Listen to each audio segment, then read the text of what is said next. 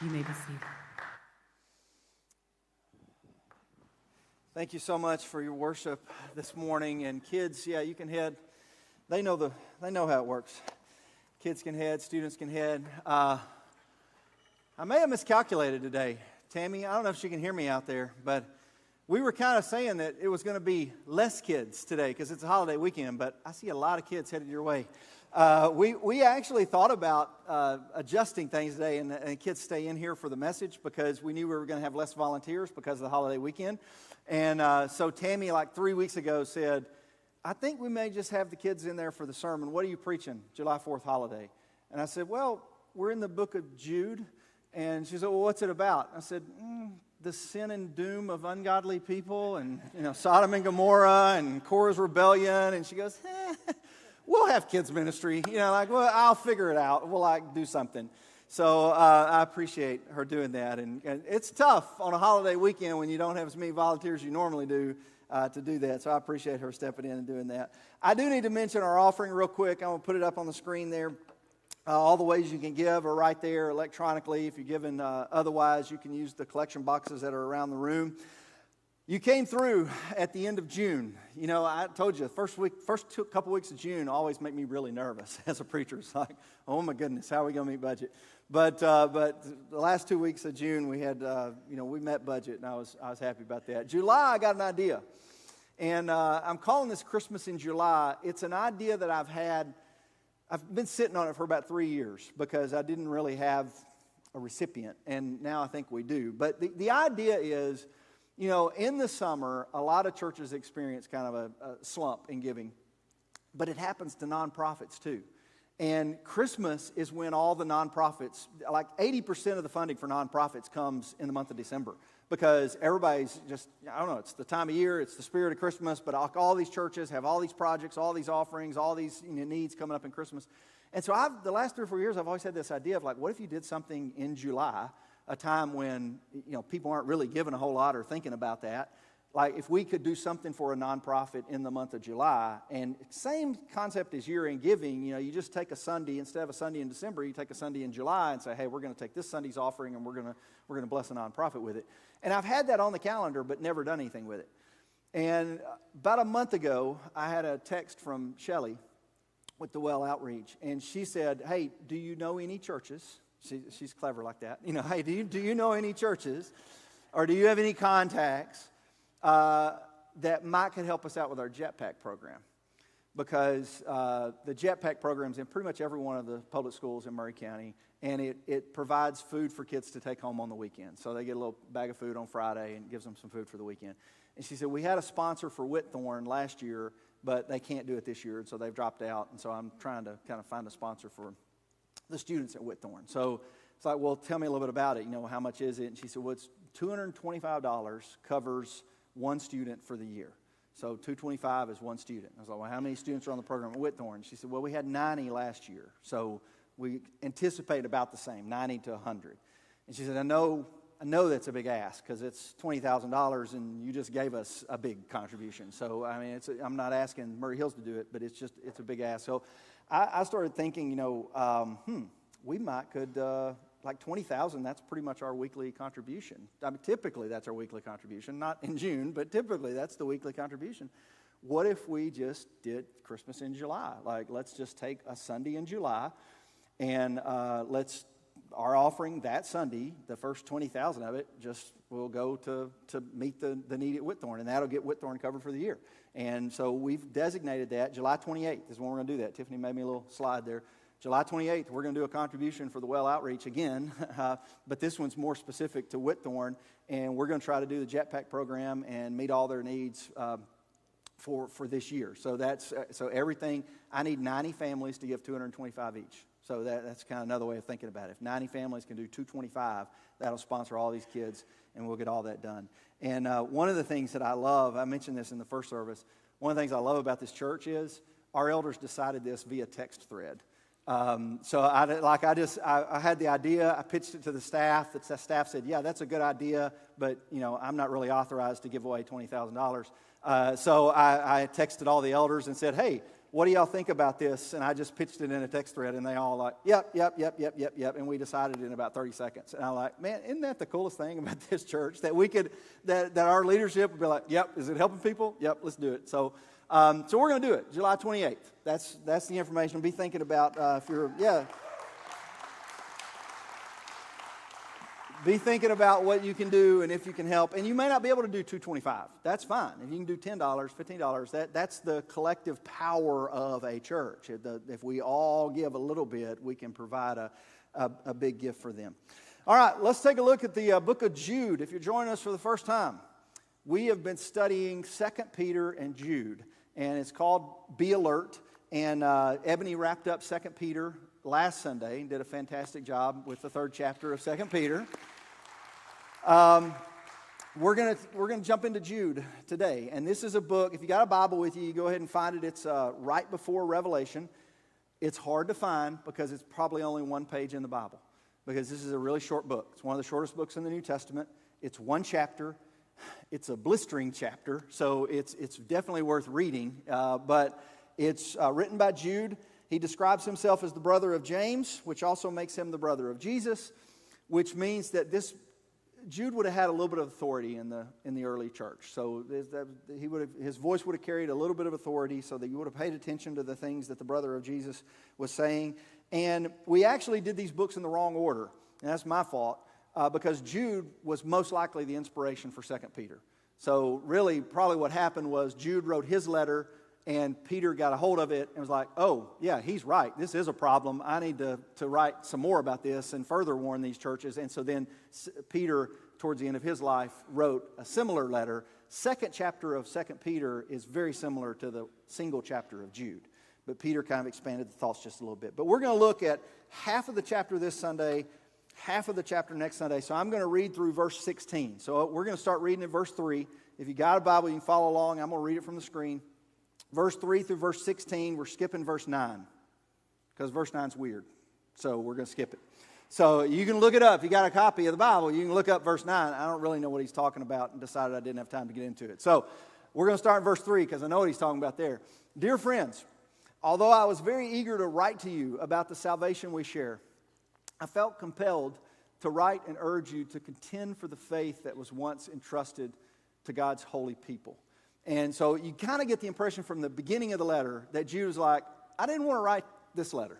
I wanted to write another letter. Like, this is not, I wanted to just talk about this, the joy of our salvation or something, but I felt compelled because of things that are happening. I felt like I needed to write you a different letter. And so this is the letter he wrote. And the reason he feels compelled to do this is that very next verse there. For certain individuals whose condemnation was written about long ago have secretly slipped in among you. They are ungodly people who pervert the grace of our God into a license for immorality, and they deny Jesus Christ, our only sovereign and Lord. So in verse 5, he starts talking about the judgment that's coming upon these ungodly people.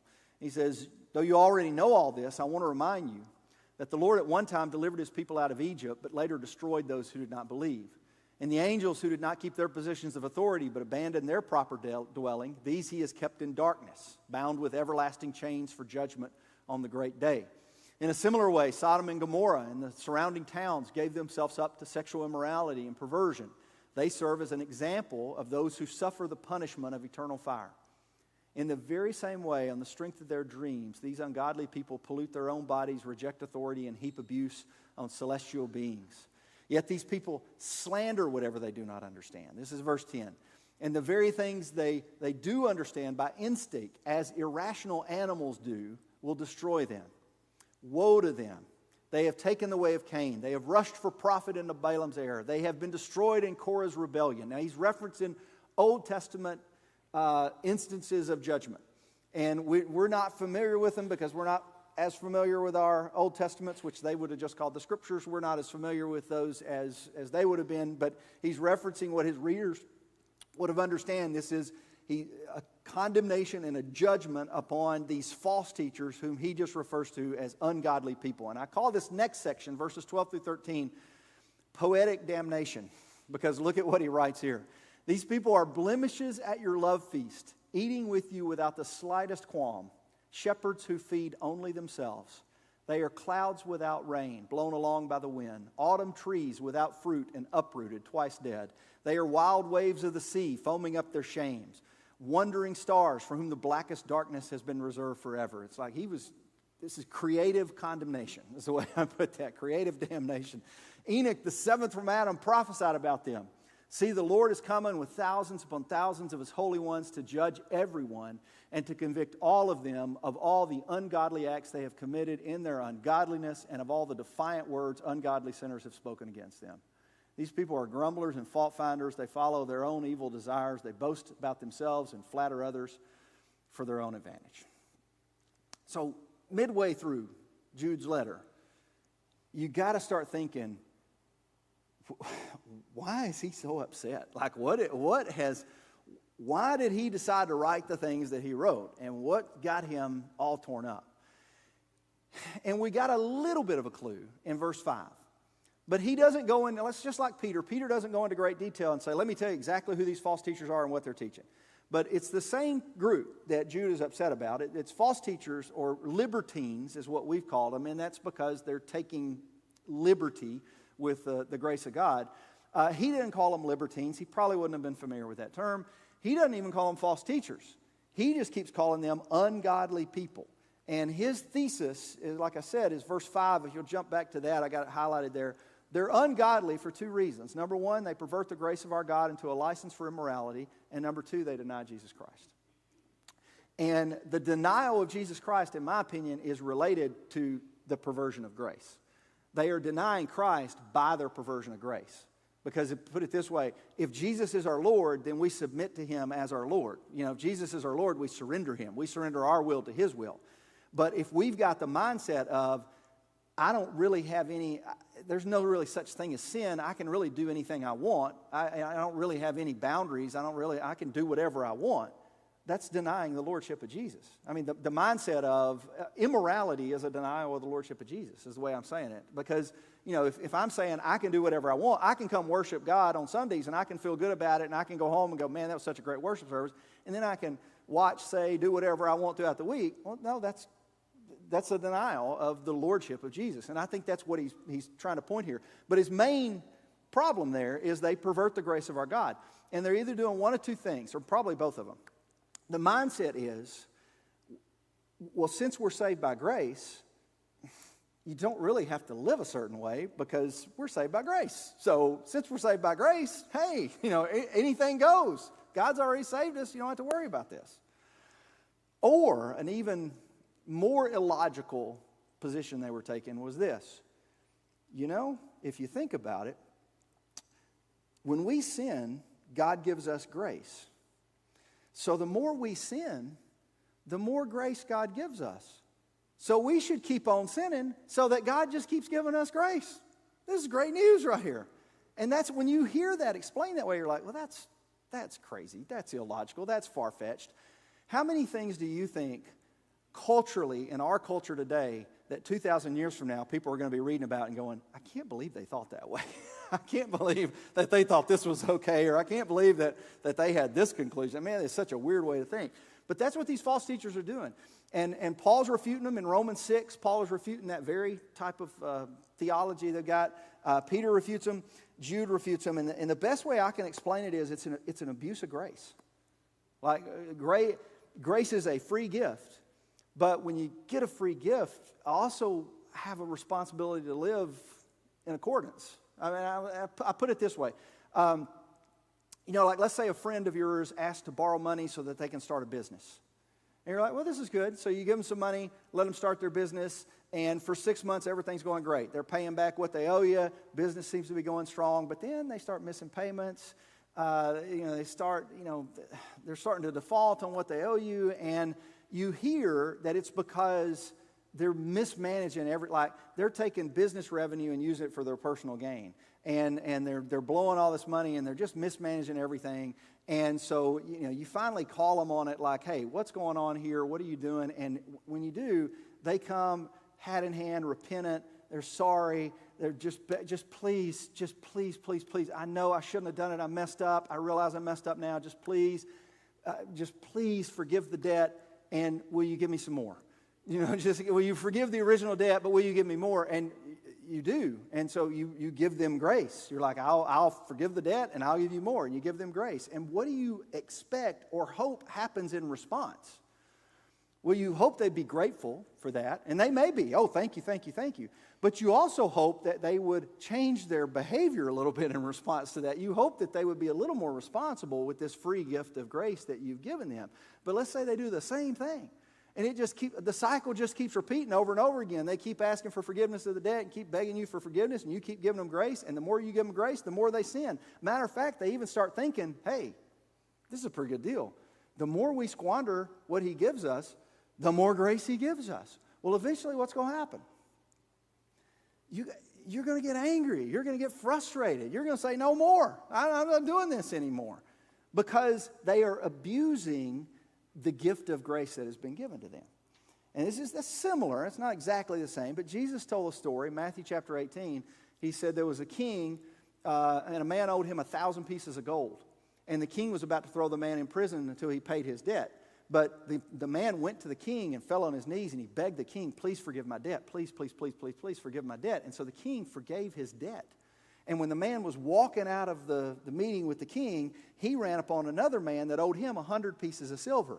So he had just got this great debt forgiven, and then he walked upon another man that had a smaller debt that owed him. He began to choke the man and demand he pay him back. And when the man begged him, fell on his knees, please, please forgive me, and forgive the debt. And he refused to forgive his debt, and he had that man thrown into prison until his debt be repaid. But the telling part of the story is, Jesus then says, the advisors to the king's men found out what happened. And guess what?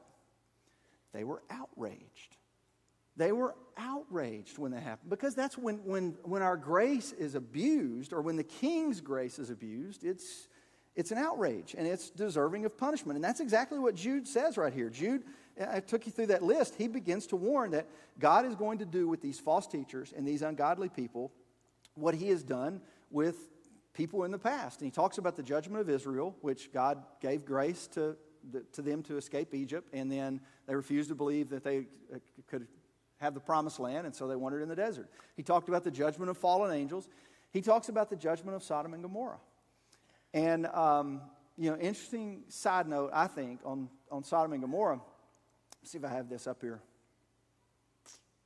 Yeah. So, modern interpretations have tried to kind of recharacterize the sin of Sodom and Gomorrah as primarily one of inhospitality. They were being inhospitable, and that's the sin. And that is a sin. They were being inhospitable. But there was also sexual immorality in the town of Sodom and Gomorrah, homosexual and heterosexual nature. Read the story. There was sexual immorality, and that's what he's condemning them for. That's what the judgment's for. And he says, in the very same way, these ungodly people pollute their own bodies, reject authority, and heap abuse on celestial beings. What he's basically saying is, sexual immorality is one of the characteristics of these false teachers, these ungodly people. They are unable to control themselves sexually, or unwilling to control themselves sexually. That it's my body, I can do what I want. And it's the same as today, if you think about it. Our culture today has reduced sexual morality to consent. So as long as there's two consenting adults, you can pretty much do what you want, as long as there's two consenting adults. But we're also reaping the consequences of that. If you, like the Harvey Weinstein and the Me Too movement and the Church Too movement and the stories that you see that come out all the time, because consent can be manipulated and consent can be exploited. And it has been manipulated and exploited. And the Bible has a higher sexual ethic than that. And so he's just given an example here of this is one of the things that these false teachers are doing. They're sexually immoral. And we've unfortunately seen stories all the time of how people in positions of authority, even religious leaders, or especially religious leaders, I should say, have abused consent to do whatever they want sexually. And he's given this warning here. That's not the only thing he warns, but I do think it's interesting that Jude doesn't spend a whole lot of time talking about the content that these false teachers, what they're teaching. He spends a whole lot more time talking about their conduct. So if you look at the whole list, what I just read, I'll give you the list real quick. Here's 10 other items. I'm not going to read the list. It's on the screen. You can read it. But if you look at the list, Jude is much more concerned about the behavior, the morality, the character, of these teachers than the content of what they're teaching. He doesn't spend a whole lot of time talking about, well, if they say this, and if they say this, and if they say this, then watch out, they might be a false teacher. He's basically saying, if they do this, if they do this, if they do this, then watch out, they might be a false teacher. You know what? Character matters, integrity matters, morals matter. And so that's kind of what he's talking about there. And like I say, I won't read the whole list. I think number 5 is the most interesting because they're clouds without rain and trees without fruit. And Jesus said something very similar, like the way you tell if something's good or bad is you judge its fruit. You know, just as Peter said, you know, they're ineffective and unproductive in their knowledge of Christ. And so that's kind of what he's talking about here. But he's writing this letter. This is what the main point I want to make. He's writing this letter not to the false teachers, but to the people who are giving voice to the false teachers. And this was kind of I'm reading through this list and seeing all this condemnation and all this, and I'm like, man, he's really letting those false teachers have it. And then it hit me. I'm not sure the false teachers were reading his letter. Maybe they were. Maybe that's who he was going after. That's possible that they were going to get a chance to read that letter. But he's writing it to the churches, and he's saying this is a warning to the church who have allowed these teachers to kind of slip in and be teaching these things. And so it's a warning to those who are continuing to give a platform to these teachers and continuing to give influence to these teachers. And it's a warning to like, hey, you need to contend for the faith. You need to be alert. You need to be aware. You need to have your mind open as you listen to these things. And I think that is a word for the modern church, especially the American church, because we live in the information age. And if you think about this, you consumed more pieces of information this morning than the first readers of this letter might have consumed in their entire lifetime. I mean, I always read Apple News when I get up in the morning. That's the little curated thing I read on my phone. Just the articles I read this morning, and then I might have checked Instagram, might have checked Facebook. I consume more information than these early readers would have consumed in a lifetime. And there's constantly stuff coming at us. We are constantly being bombarded with messages from the media, from other churches, from, just all over the place. We're getting messages and information all the time. And I think Jude's letter of warning is very, very relevant in today's age with basically, we should just be aware. There's some really good stuff. I've watched some reels on Facebook, Instagram. They're really good. Like, man, that's true. That's good. That's truth. And I've watched some other stuff like, man, that is goofy as all get out. Where in the world they get that idea? And some of them I'm like, is that goofy or is that good? I don't know. I got to research that a little bit. But I mean, we're getting all of this information all the time. And we have to be alert and we have to be aware and we have to be conscious of what we're listening to and we have to be discerning and we have to be judgmental.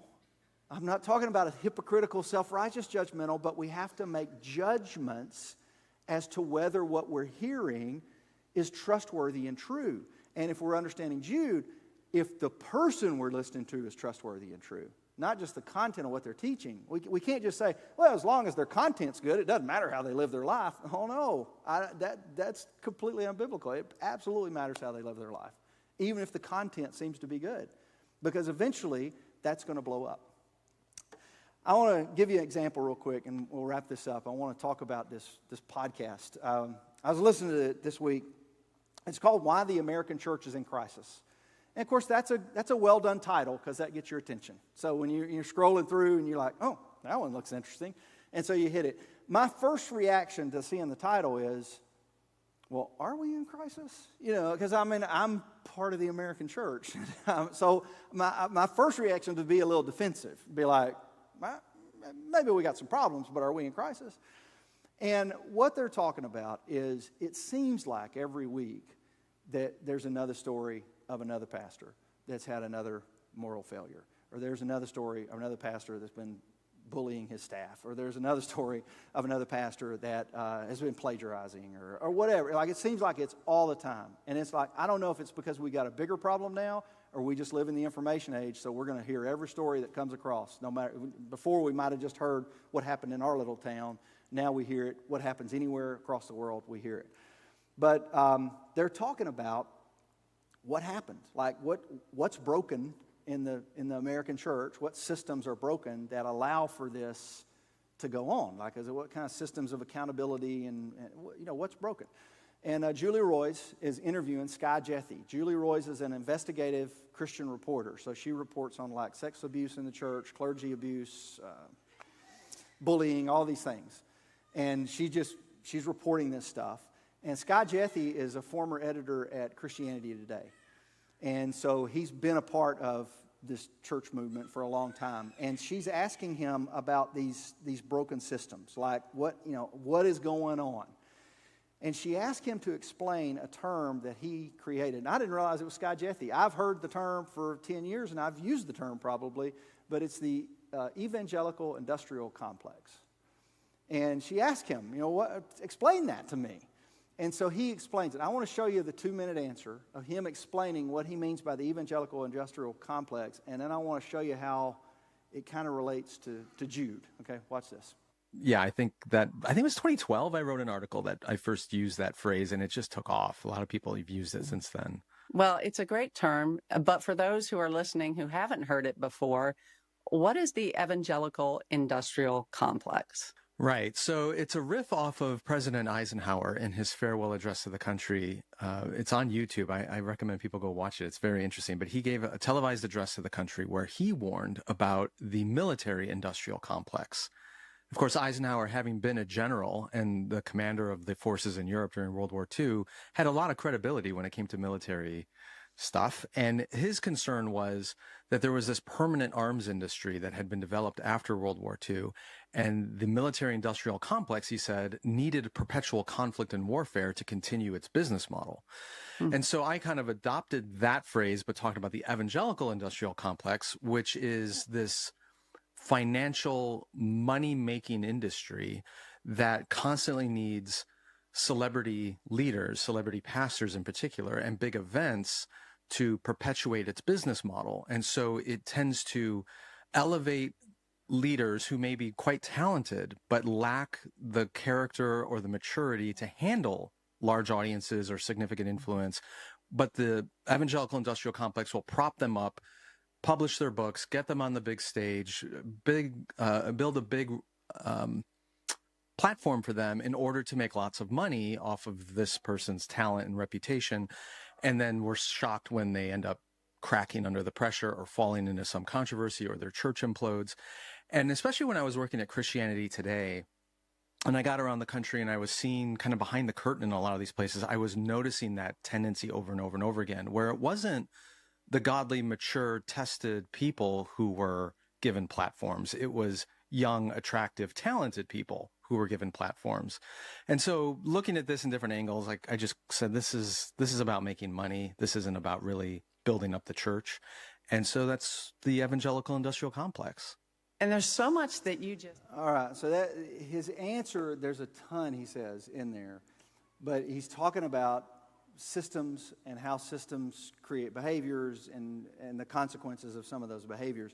But the big takeaway that I took from it was, in our system, our church system, we sometimes or oftentimes platform people whose character is not ready to handle it.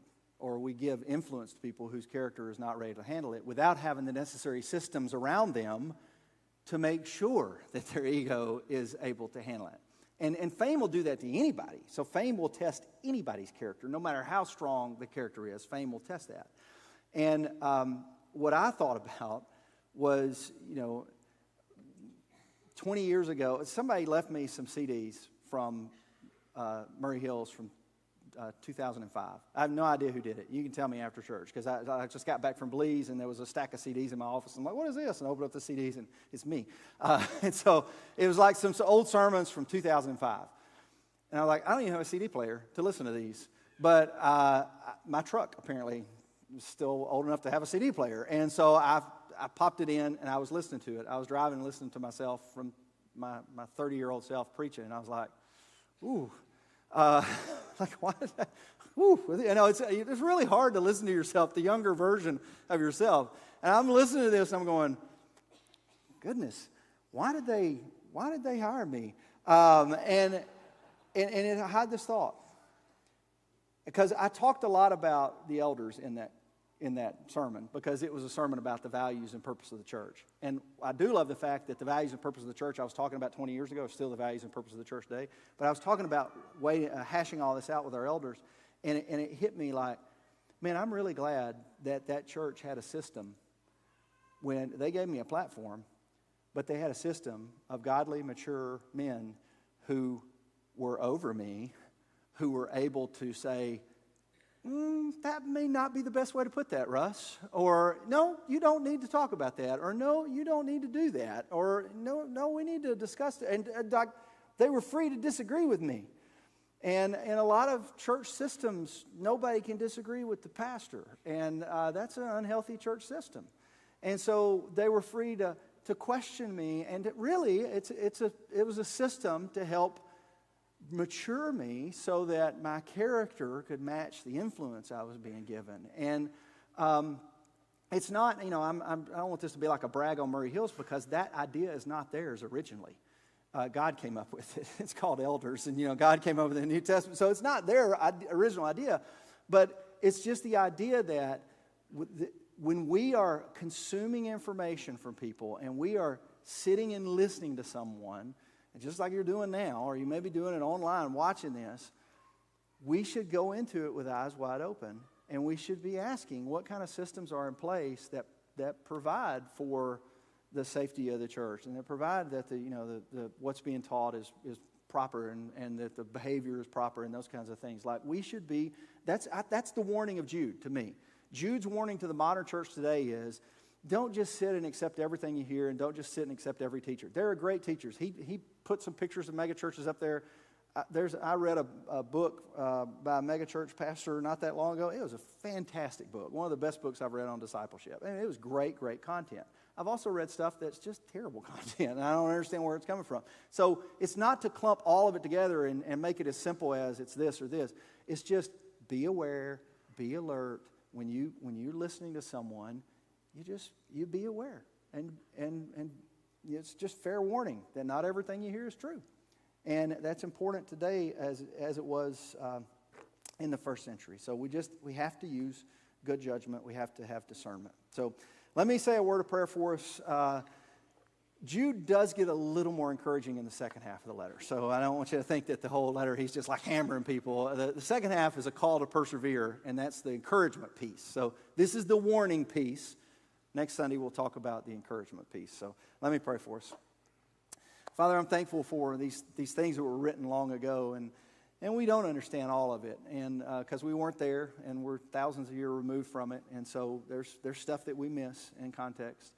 But I'm thankful that we catch the premise, and we understand what it is that these teachers are warning us against. And I pray you help us to be wise and to use discernment and to just be aware, to judge things properly and to make things that properly fit within your word and within your ways. And just do that, especially for me, but also for this church and for the leaders of this church, that we continue to do that as a church body. And it's in the name of your Son, Jesus, we pray these things. Amen. One last thing I mentioned is, Bobby, where are you? There you are, third row. You sat on this side last service. Yeah. But Bobby's our recovery pastor for Hope Center. You guys know about that ministry. We are on full court press time for volunteers for Hope Center. And we're going to have Hope Sunday coming up in about 4 weeks, 5 weeks, something like that. I can't remember. But Bobby asked if he could put a table out, and just a sign-up table. And I just encourage you, if you want to make a difference, just go out there and ask him, talk to him. And he'll have some guys out there and just say, hey, what are the volunteer opportunities? What do you need? And he can kind of step you through that and just tell you what the ministry is about. So I'd encourage you, if you're interested in kind of getting involved in something, this would be a really good thing to get involved with. And so he's got it set up out there in the lobby. Otherwise, you got less than 24 hours of freedom before you all got to go back to work on Monday. Some of you had to work Friday, but or Saturday, but most people have been off until Monday. So have a great rest of the 4th, and we'll see you back next Sunday. Thanks.